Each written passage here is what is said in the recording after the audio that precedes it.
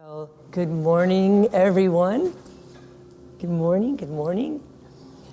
I have some very good news. All of these unidentified flying objects and UFOs that have been so prevalent in the news the past few months and years even, well, we finally discovered what they are. We have identified the unidentified flying objects.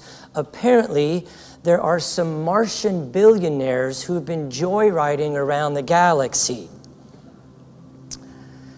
So we've discovered I guess you can call them astronauts or something, I'm not sure. And as fascinating as it might sound, the space exploration that I'm talking about today in my talk title, Space Exploration, is not exactly about outer space, as some of you probably already saw coming. And it is perfectly fine to spend time in nature or to move to another room in the house or even to visit the outer limits of our atmosphere. However, these things can also, just be aware, can also be a form of aversion. You can stand alone on a mountaintop and still be confined to quarters, as it were. Here. The space that I am exploring is the space between the thoughts, the expanse between the arising of craving, aggression, a loneliness, sadness, and whatever action we take as a result of that arising. Now, this can be as unfamiliar territory to the Western mind as stepping out onto the surface of Venus. For example, when you walk into a room, normally, generally, we tend to notice the things, the people, the furniture, the paintings, the sock on the floor, the little doggy curled up in the corner. The invitation today is to, even if just for a few moments, to explore the space around, between those things. It is amazing how a space in a room is totally still and at peace, and the things within the space excite it. The objects, the paintings, the people, the animals. And so, in the same way, we even often talk about working with thoughts, things. The invitation today is to explore the space between the thoughts. Now, in space, there is nothing to grab onto. In space, there is nothing to attach to. There is no line that we can draw in the sand. There is no place to plant a flag. And wow, can we find ways to fill space? For each potential confrontation, job interview, court appearance, regardless of whatever this thing is that we are ruminating about, there are always three versions. There is the one you plan, the one you perform, and the one that runs through your head afterwards.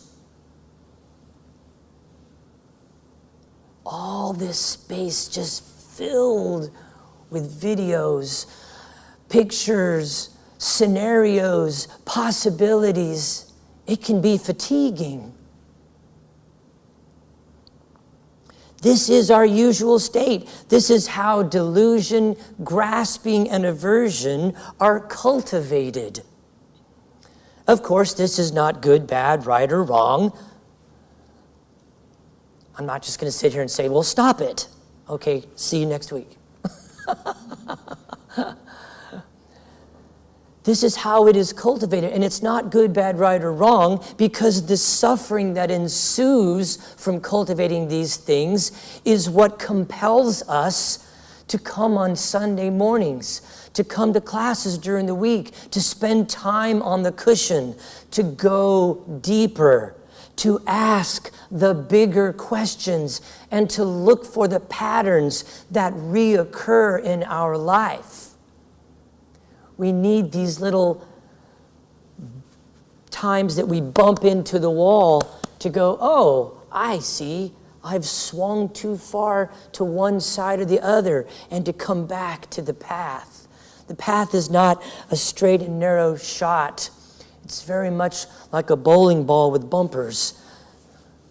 And we need those times on either side to help us realize that we've reached a side. So when we become aware of suffering in our lives, stress, overwhelm, sadness, anger, anxiety, what is often helpful is to seek a larger landscape in which to hold our experience. A teaspoon of salt in a glass can be very difficult to swallow, but a teaspoon of salt in a 5-gallon drum of water is hardly noticed. One of my teachers used to say, when you're looking for greener pastures, it's not new horizons you need, but new eyes.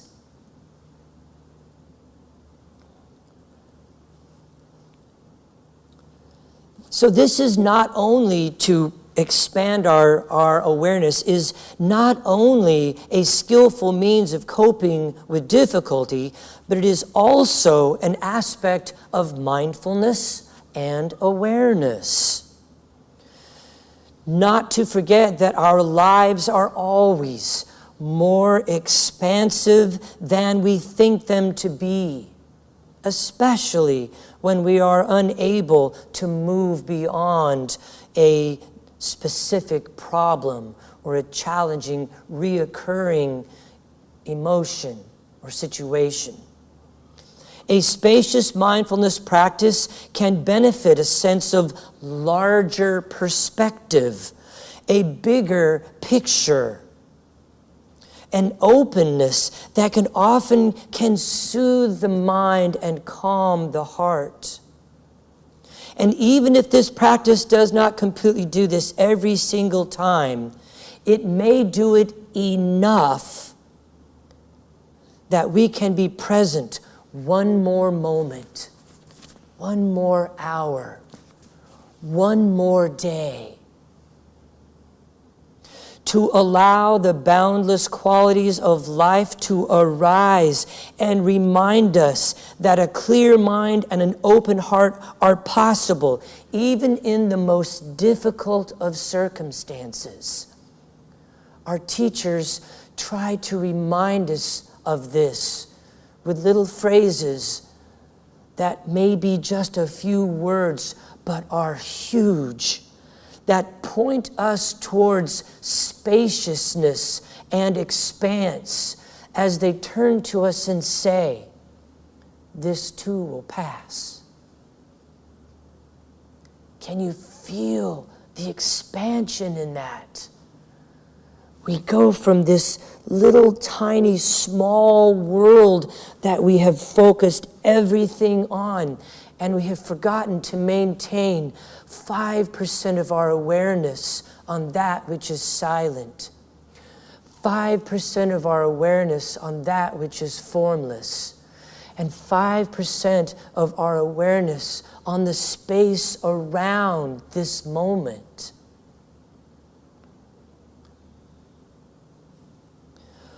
One of the classic or traditional practices that are used to help us work with and deal with these emotions. And there are many. And I encourage you through your studies, through working with your teacher, through time on the cushion to explore all of these. But our teachers are pointing us at different practices to help. For example, rain. the acronym RAIN, R-A-I-N. Recognize what is present in this moment. What has arisen? Is it a sadness? Is it a loneliness? A jealousy or an anger? Recognize it. Understand that that is what has arisen. Be present with it. As Rumi says, invite it in for tea. Sit down. What's going on with you? Sadness? Jealousy? What are you here to teach me? Because every one of these has been sent from the Beloved to create an awareness and an awakening. The second is A, which is to simply allow it to be here, be present. The I is investigate it. What does sadness feel like? Where does it show up in the body? What does anger feel like? What does boredom feel like? Explore this in the form because that's where it's showing up. That's where it manifests. And you can explore, boredom. What does that feel like? Well, I feel it in my tummy. It's the size right now of a softball. Does it pulse? Does it vibrate? Is it solid? Is it soft? Partner with the body. Because if you get lost in your head, I should be bored, I shouldn't be bored. Boredom's good, boredom's bad. Boredom's huge, boredom's small. Then the mind is going to run an endless scenario of these good, bad, right, wrong, black and white qualities. And you're lost up here and you have abandoned yourself. All the time, the body's still feeling boredom, going, hey, it's down here. The jealousy, it's in my heart. The anger, it's throughout my body. So investigate. And finally, the in rain is this nurturing. Tara Brach has moved it from originally this non-identification, which became too difficult for most folks, to nurture it, love it. What is present now? Love this sadness, love this boredom, love this frustration, this overwhelm, whatever has arrived.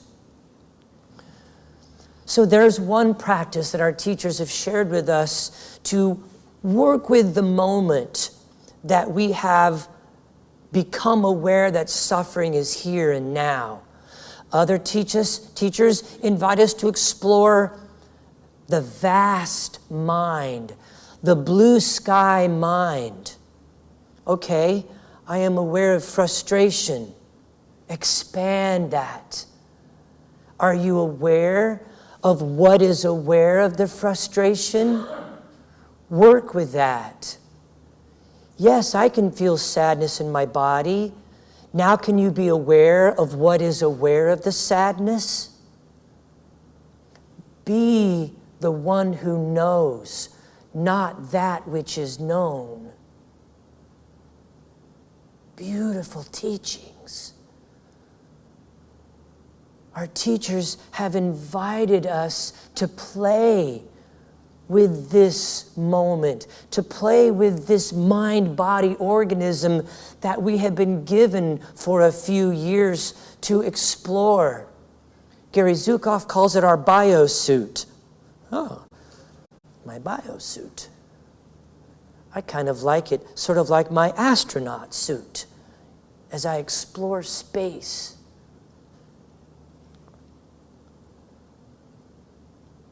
Time on the cushion. Insight meditation invites us to simply be present with what arises. Good Lord, how can you be bored with this Macy's Day parade of things going on in here? Constant parade of thoughts, ideas, succession of emotions, memories.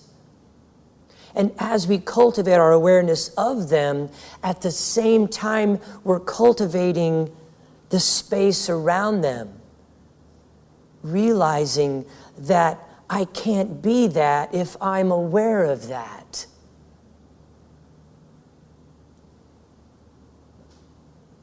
Yoga, Tai Chi Cha, chanting, all of these, as Thich Nhat Hanh says, there is no path to peace. Peace is the path. You are on it. And when you forget, you bump into suffering.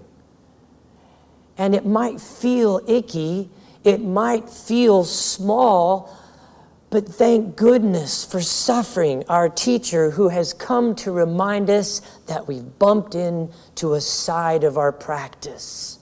We've bumped into a planet or a comet or an asteroid somewhere out here in space, reminding us of all of these wonderful play of form and patterns, things of thought, as we partner with all of these. Larry Yang is a spirit rock teacher, and he says, I have this practice that I call sensing freedom, sensing spaciousness. And when suffering arises, he goes through, in succession, each of the 6 senses. Because remember, in our Buddhist practice, the 6th sense is that awareness of form and formlessness, awareness of thoughts and emotions that arise in the body. That is on top of smell, taste, hearing, feeling, seeing. There is that 6th sense of being aware of emotions and thoughts. Larry Yang tells us, go through each in succession and explore them in that moment. What does right now sound like?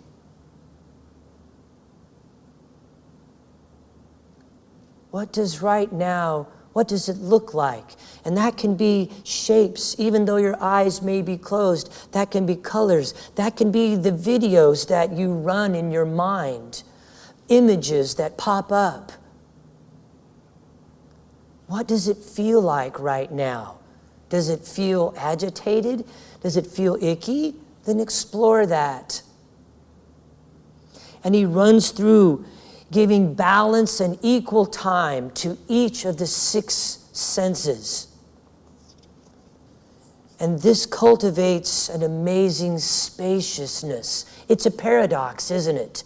Because as we come down to this moment, it might feel like this little increment of time, but the moment has no beginning and no end.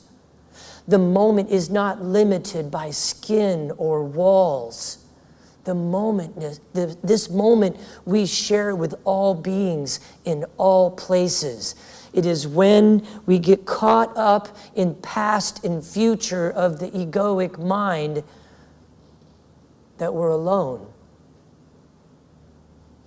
That we are in this tiny little place of just,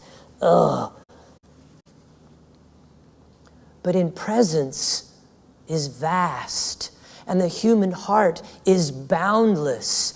And the invitation today is to explore that space, is to be in that place. The breath, B-R-E-A-D-T-H, the breadth of our life has the capacity to tend and care for all of the 10,000 joys and the 10,000 sorrows that arrive in each and every moment. Part of mindfulness is remembering that spacious quality of not just our minds and hearts, but that can pervade our lives. That boundless quality of life itself. You don't have a life. If you had a life, you now have something to lose. You are life, ever unfolding in each and every precious moment. Each moment is new, unless you think you've been here before. And then you think you know something, and now you've filled up space. You've put something in it.